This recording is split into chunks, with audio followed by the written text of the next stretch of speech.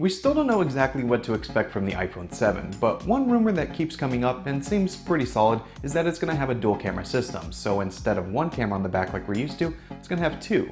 Now there's a bunch of different ways that this can be used, and Apple actually owns a company that works with these dual camera systems to give you better quality photos.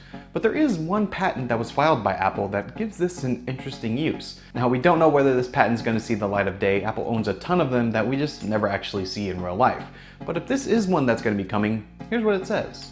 So the idea here is that one of the cameras on the back is going to be your standard camera, similar to what we have now. But the other one is going to have a much more zoomed in focal length. So in effect, you're going to have optical zoom, but without any moving parts. But what's interesting about this is that instead of just switching between the two cameras to get a zoomed in view and one that's not, something like what the LG G5 does, this will actually let you use both of those camera modules, the zoomed in one and the normal one, and it'll let you use them at the same time and to do different things.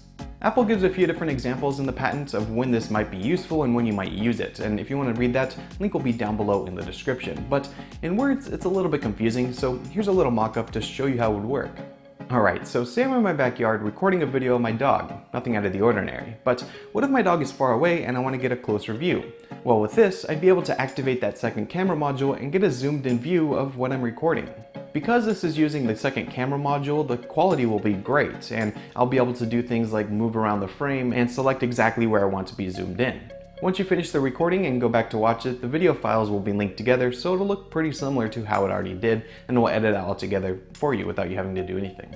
Now what's interesting about the patent is that it says this won't only work with normal video, it'll also work with slow motion and with photos. So the example they give is at a baseball game. If you're recording someone at bat, when they go to hit the ball, you can zoom in and record slow motion as they hit it, and once they do, you can go back to normal video and see the reaction on the field. So this is a really interesting way on how to use dual camera systems to give you different focal lengths, but how to use those together instead of just switching between them statically. Optical zoom is one of the only places that has received nearly zero growth in the mobile space, so using dual camera systems would allow you to have that same quality but still keep the phone small, and this Apple patent is a really interesting way of implementing that.